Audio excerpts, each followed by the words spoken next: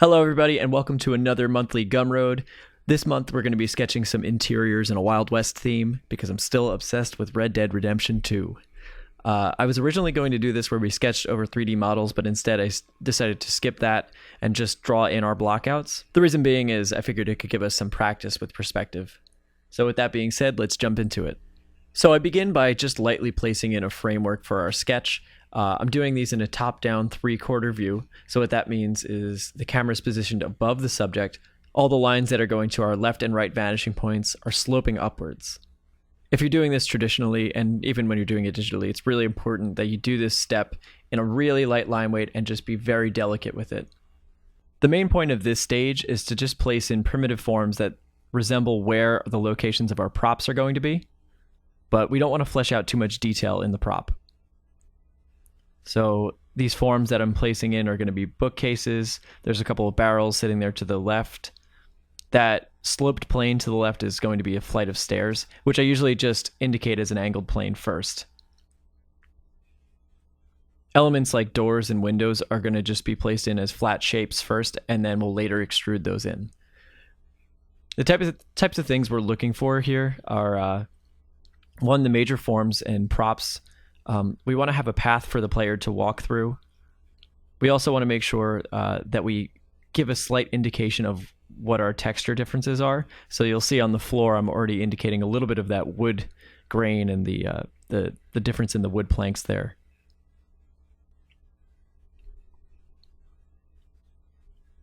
Wherever I want something to stand out from the background, as I did with that shelf, I thicken up the line weight a little bit. But again, we're going to start really, really conservative with the line weight, and as we move on, we'll start to thicken up the line weight. I'm looking at reference off to the side on the on my second monitor, and there was a lot of references from museums. There's some historical sites that have old buildings from the American West. All of these small props on these shelves, I just sort of really lightly indicate. I'm not going too in depth with it. And I have a tendency to draw through. I think that's good. It usually looks, to me, it looks more interesting if you draw through. It gives the drawing a little bit of grit and texture to it. And then you'll see later on that things will start to stand out by defining them with a thicker line weight.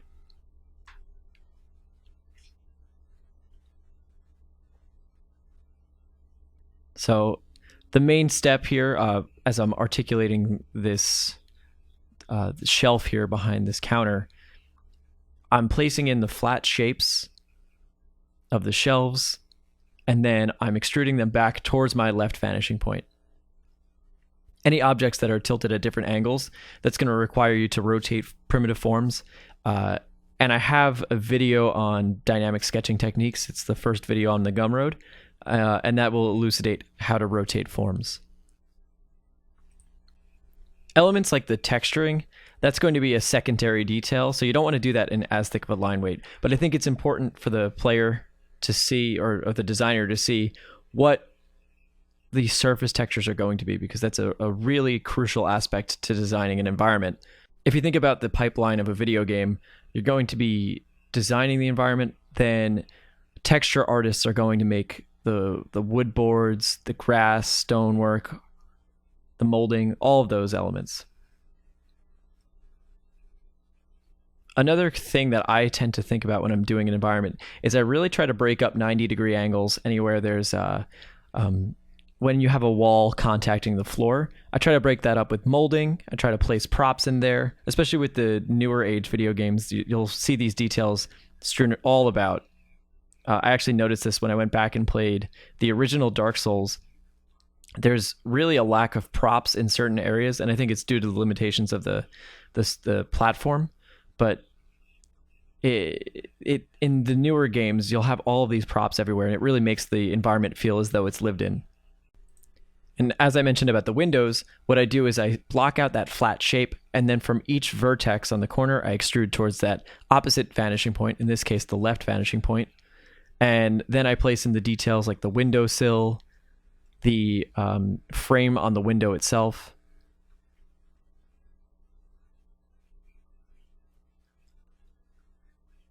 Try to pay attention to all those articulations and details on each prop.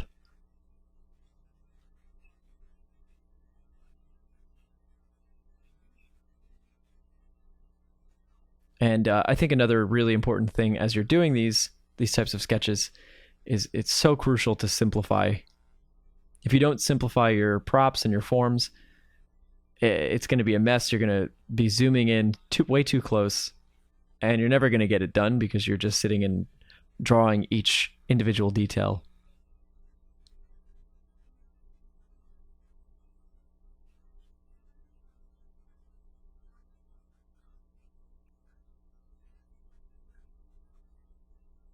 And like I said, another way to go about doing these types of sketches, and it's a pretty common way in the industry, is you can use a 3D model underlay to get that initial perspective, which is good because it'll set up your camera lenses, and if you're working with game designers, they're already going to have the geometry for the game mapped out. So you'll just draw the design over that.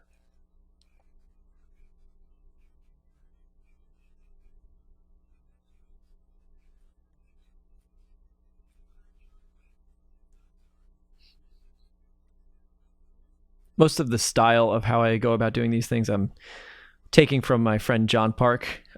He's much better at this than I am. He's got a couple videos on it as well, but he really doesn't detail the props, especially the small props, very much. And I think it makes the drawing look a little bit better. It fills up the space, but it doesn't divert your focus too much. I also tend to group things together. Like you'll notice the counter on the right side, or the closest one to us, I group that together with the small props around it as well. And I do that using a thicker line weight. All right. Now I'm going to articulate those stairs. You see how I do that? I just place in a form along that slope, and I just bring it back towards the right vanishing point. This angled plane is going to be the door of the doorway. You'll notice that all of the doors I'm drawing are cracked open, and you'll need to be pretty familiar with understanding how forms can rotate around a single axis. It follows a circular or elliptical path. Again, that stuff is in the first Gumroad video, so if you want to go back and watch that, I think it's really important before stepping into something like this.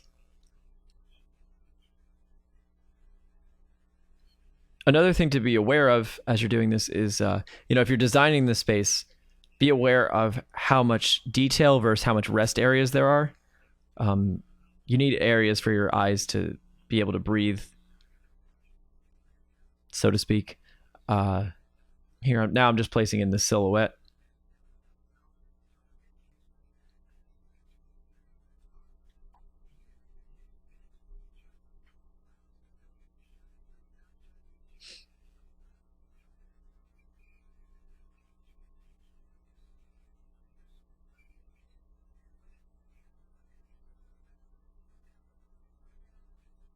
Any planes that are facing downwards, I tend to thicken those up a little bit more because those are going to be in shadow.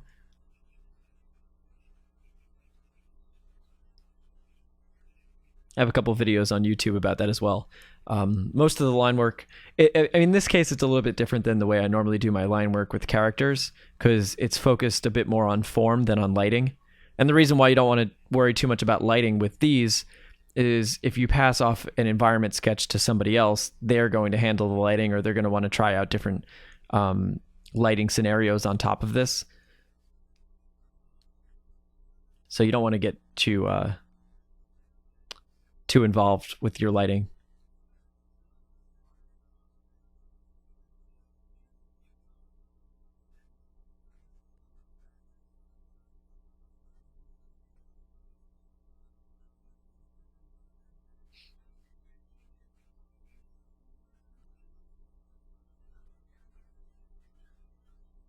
Now I'm just articulating some of those small details. If you want, you can use shift-click to do these straight lines. I'm just trying to keep the draftsmanship alive. It's just me being annoying.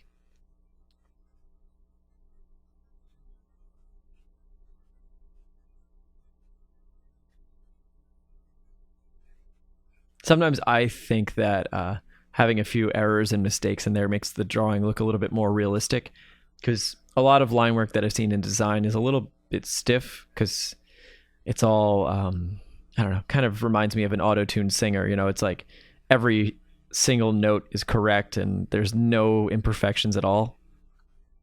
I think leaving some of the mistakes in there gives it a little bit more character.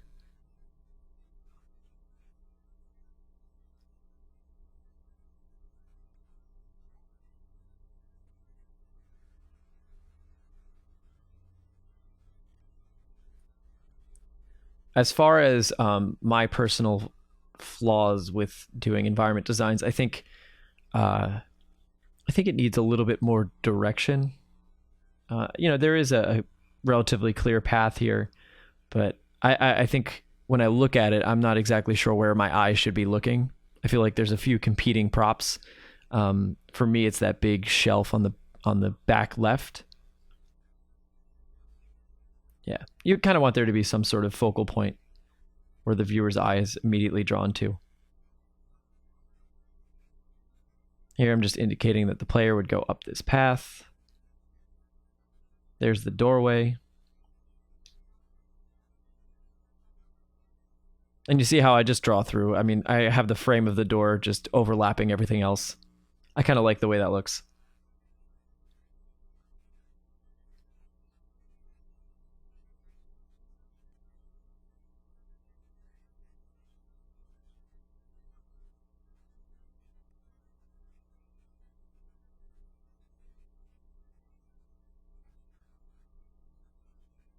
I went back and actually, I hadn't been drawing through at every single part, so I went back and kind of reverse engineered it just because I wanted to see how it looked. And you see there, I'm laying in that ground texture just in a lighter line weight.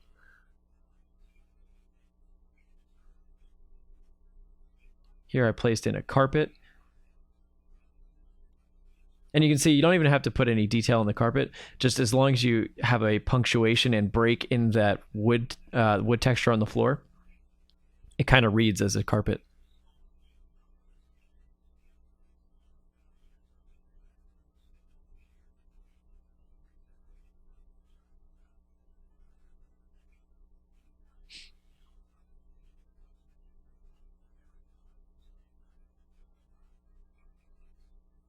You'll see me ghosting over lines every once in a while too. Oh yeah, I didn't finish talking about what my personal errors with this design would be. I think, especially these shelves I'm making on the back, I think scale wise they're just a little too big. You want to try to focus when you're paying attention to scale. You want to try to find props and items that are pretty relative to the person's size. So a good example are these shelves and the countertops. Those are going to be a little above half the person's height. So that gives us a good indication of how tall somebody would be in relation to this. Given that I think the front door is a little too wide, and yeah, I think the front door is just a little too wide. It's kind of throwing the whole thing off for me. The rest seems to be relatively in scale with the others.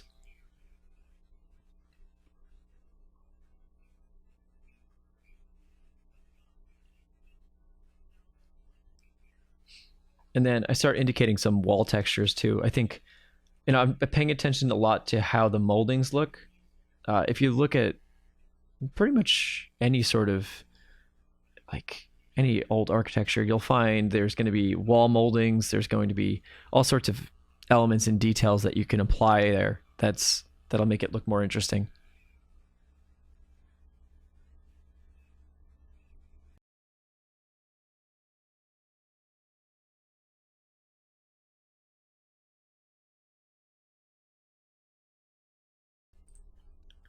And so I think for the rest of this sketch, it's mostly just going to be thickening up the line weight and placing in any tertiary props.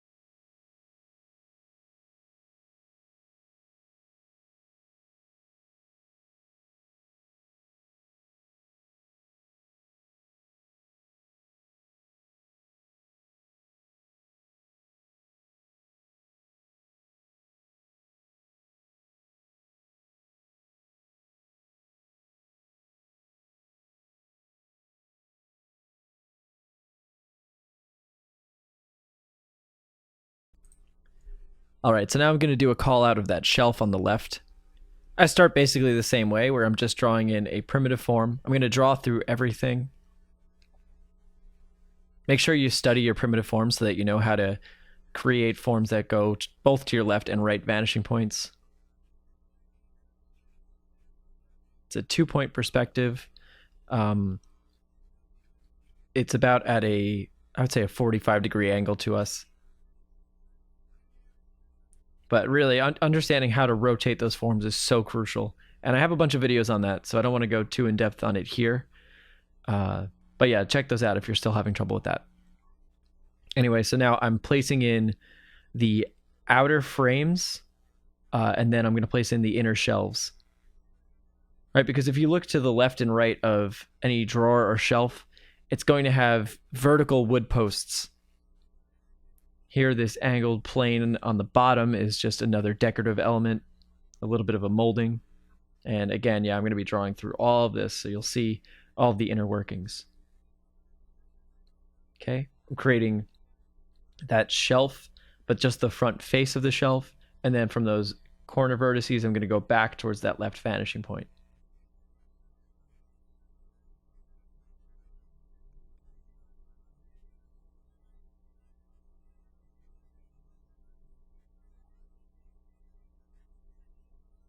Okay, I'm creating just some sort of papers and stuff that's going to be sitting on the surface of that shelf. I think it was a circular candle or something. But again, at this phase, it doesn't really matter what it is. I decided I wanted to expand this back a little bit, so I just left my initial marks in there, but continued expanding back. I'm going to thicken up that molding because it overlaps underneath. Then I'm going to place in some of the props and details that are underneath, resting on the shelf. Maybe it's books, maybe it's I don't know, packets of things. It seemed like there was bales of flour in the reference that I was looking at. Study your reference and you'll find different elements to include.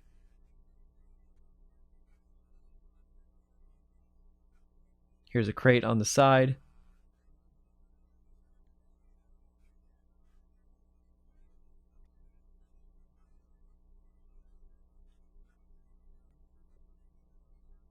I actually end up adding in a couple of bags of flour because I think the organic shapes kind of are a nice complement to those rigid 90-degree angles.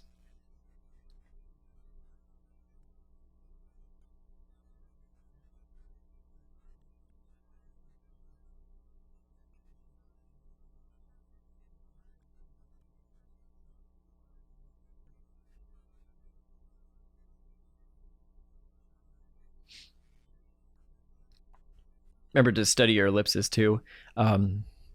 Any sort of can or something that's standing straight up, it's just going to have an ellipse with a vertical minor axis. So just remember to study those. It gets easier with time. And those of you that are familiar and comfortable with it, you're probably tired of hearing me talk about it, so.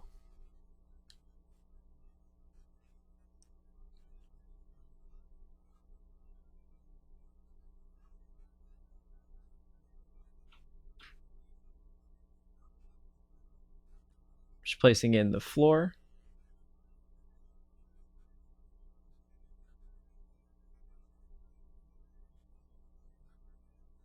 Now I'm trying to place in some decorative elements. You know, sometimes around a lot of the borders of woodwork, there's going to be all these decorative elements. Like I said, a lot of times those 90-degree angles would be broken up with other sorts of shapes and forms.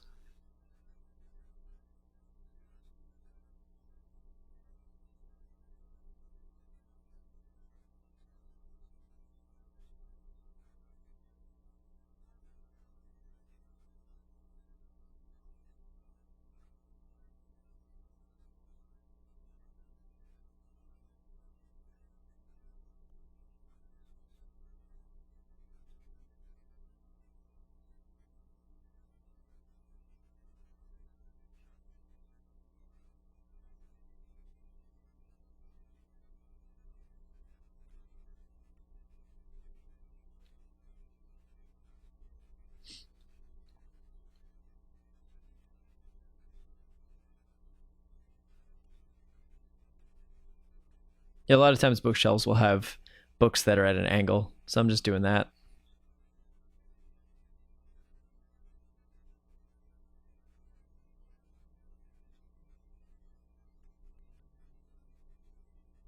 These were bags of flour down there. Kind of just looks messy, but doesn't really matter.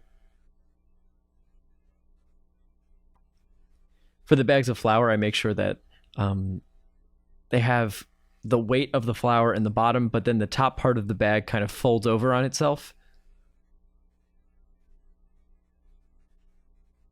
You'll see that with any bag that has something heavy in it. All that weight will mass towards the bottom.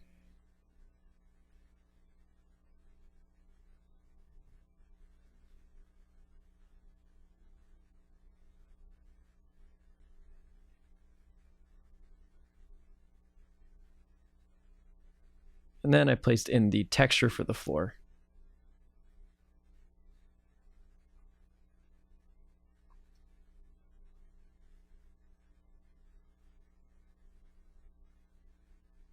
Once all that's done, I block in that silhouette with just a gray on a layer underneath. And then that makes it a little easier to see things, so sometimes I'll place in some more details. Cutting in some more of the patterns in the woodwork.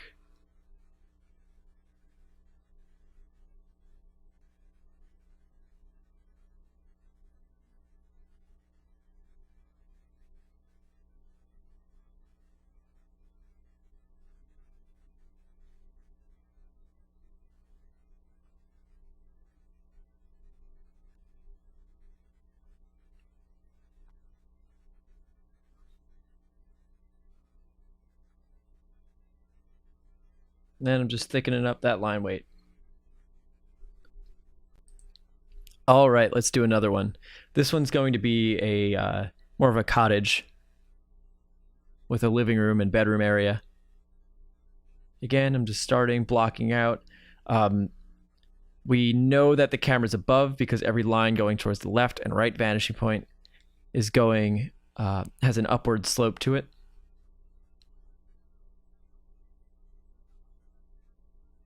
I ghost over my lines a lot just so I don't make any mistakes, or try to minimize the mistakes as much as I can.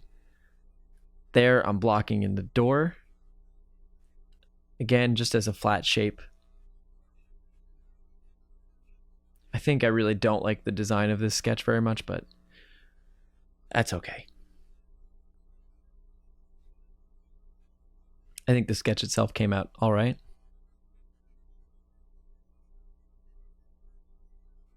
But you can already see at this stage that it starts to feel pretty solid. You have a good sense of the physical space. Here I'm cutting into the wall. I'm actually recessing back in space. So I'm going towards the left vanishing point, recessing back. And now I'm creating the form for a fireplace. And again, just drawing through everything. It starts to get a little messy at some points, so it'll be a little bit clearer once you thicken up your line weights. Here's the form for a bed. A window, once again placed flat.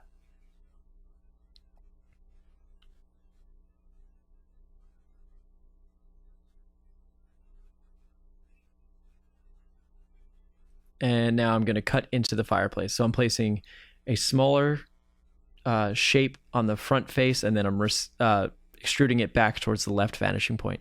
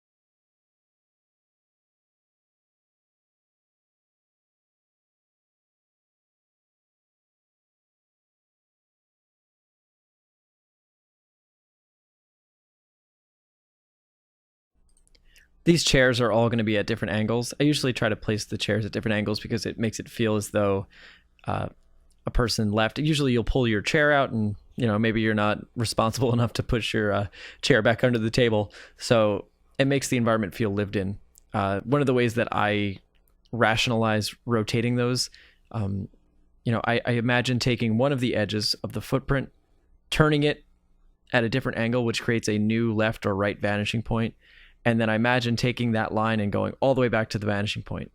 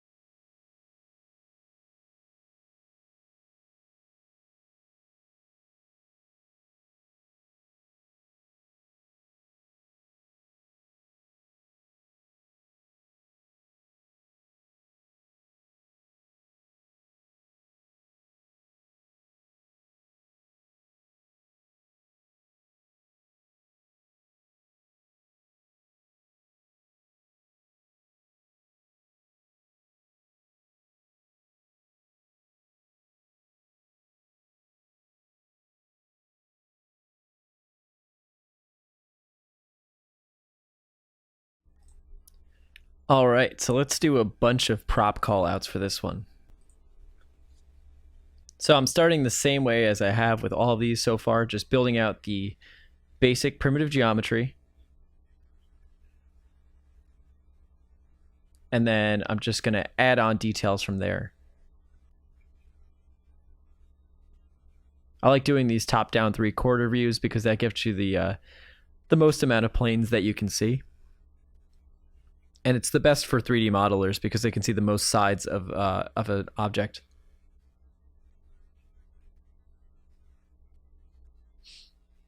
So once again, when I'm recessing back in space for the interior of the fireplace, I create that flat shape on the front face, and then at each vertex, I just extrude it back towards the left vanishing point. Or excuse me, the right vanishing point. Placing in the back wall, and then the floor. There's a couple dishes that are sitting there on the mantle of the fireplace.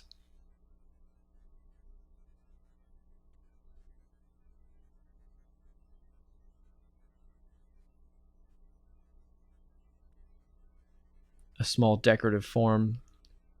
I'm essentially adding another rectangular prism on that face.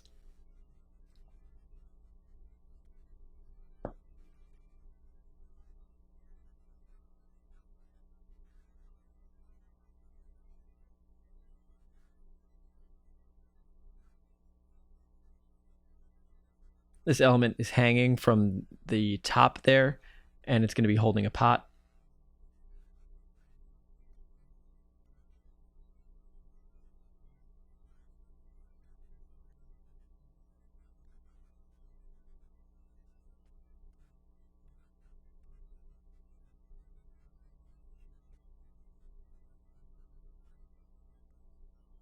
To place in that pot, I just do 2 ellipses and then connect them. And then, yeah, that pot is going to be connected. I don't really go in detail about how that's connected. If you wanted to, you could just do a second drawing indicating how that's working.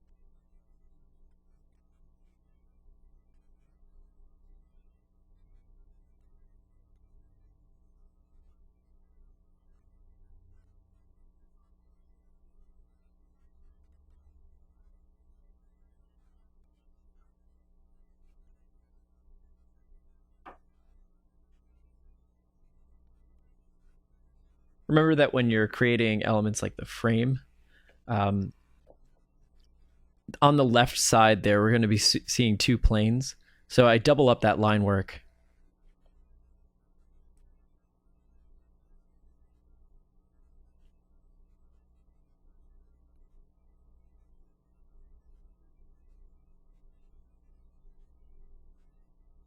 And placing in the back wall there.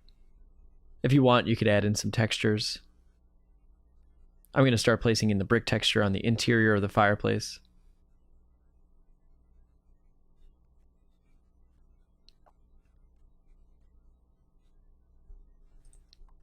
I want to indicate that the photograph or painting has some detail, but again, just really lightly indicating that because it's not the focal point.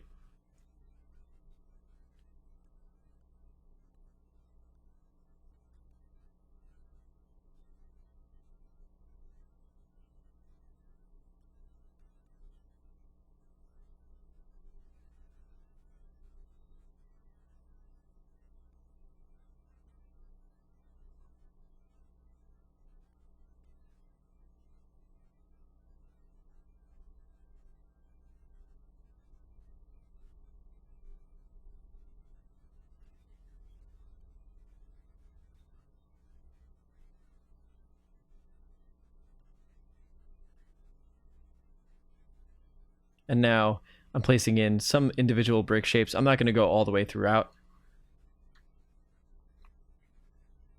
That detail just needs to be implied. You don't need to indicate every single brick.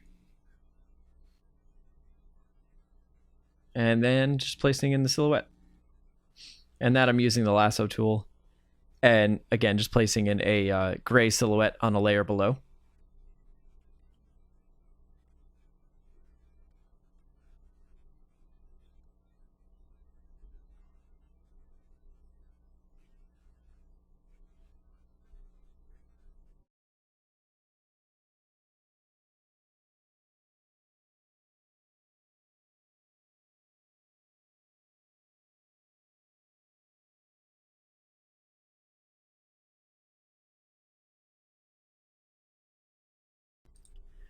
The next one I'm going to draw in is the circular table, and that's going to be a little bit of a pain in the butt.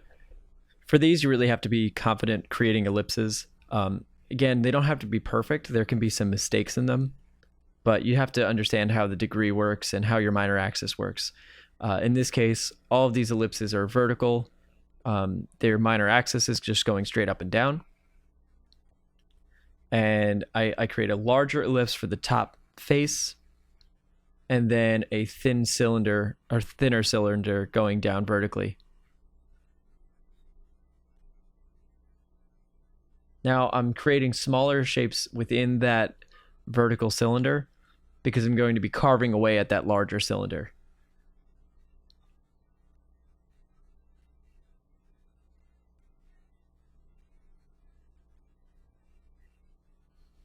Now I'm placing in some details on the surface of the table. One of the benefits of drawing through is that you can see the footprint of each item that you're placing in. And if that footprint is overlapping another object, that means that it would be going through it. So you have to be aware of that. Here I created the center line from the center of that cylinder down to the ground plane. And now I'm creating the cylinder or the center line of those legs. Because they are a pretty interesting curve, I thought it would be easier just to treat it as a center line and kind of do a Scott Robertson curve technique. And that way, what I'm going to be doing is creating the initial curve and then creating perpendicular curves to build the volume out.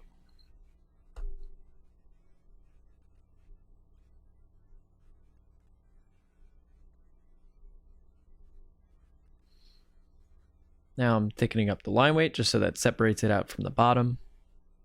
Add a cast shadow.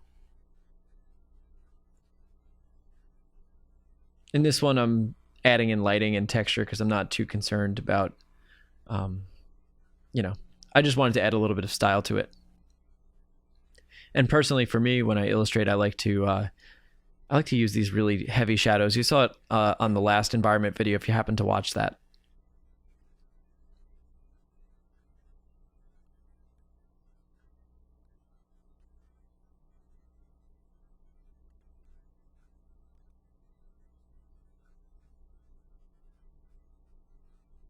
Okay, and yeah, here now I'm building out the volume for those curved legs. It's a little bit awkward to do this.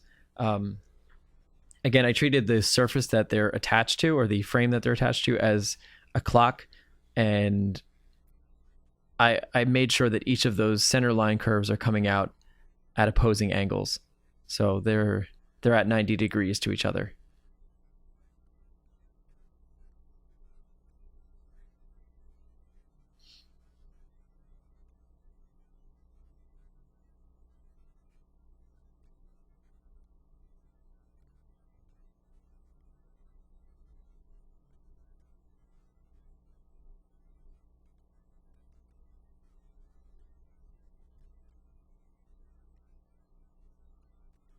And now I'm thickening up that line work just to separate out the book and the other surface level details from the other props.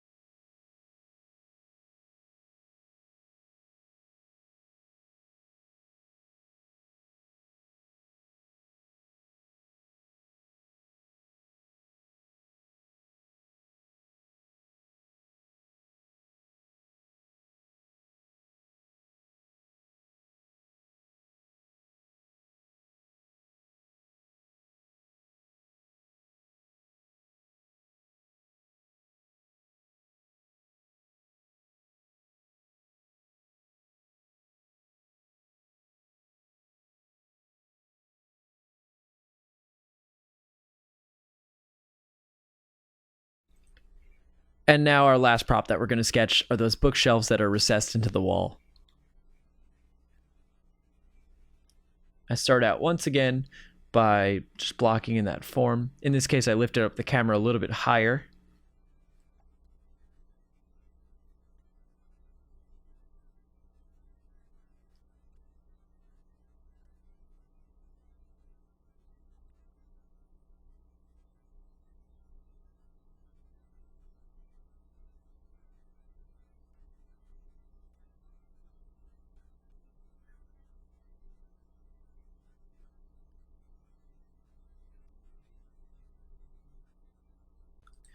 This isn't exactly the bookshelf that appears in the large scale environment, but I happened to do it prior to doing the larger environment. But I like the way it came out, so I decided to include it in this one anyway. All right, now I'm placing in those moldings, which, those are going to break up the silhouette. It makes it a little bit more interesting. Placing in some smaller props that are going to be sitting on top of that mantle. Again, treating them the same way, where I just place in simple geometry and then flesh out the details a little bit later in a heavier and thicker line weight. In this sketch, I end up adding a direct light source, and I think it makes it look a little more interesting.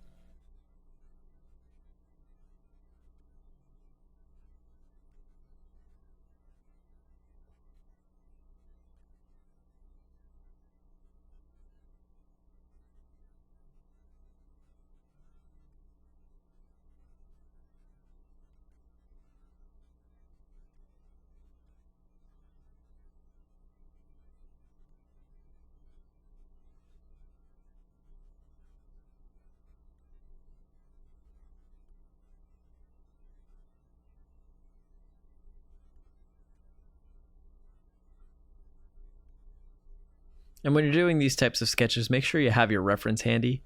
I know it's tempting to try to create everything from your head and from imagination, but there's really so much detail, and you want it to appear lifelike. So it's really useful to have references.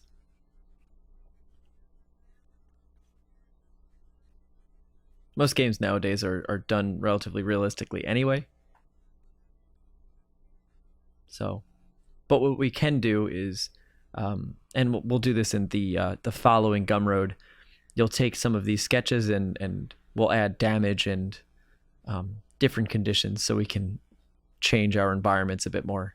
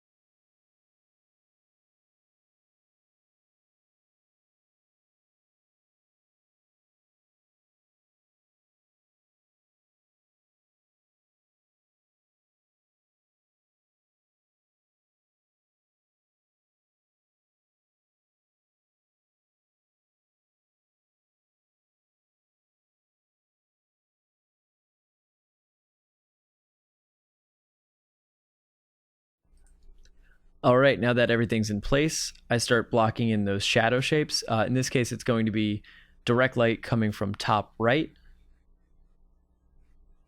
And then I just place in those shadows. And I really think those heavy shadows make it look so nice. That's why I always do them.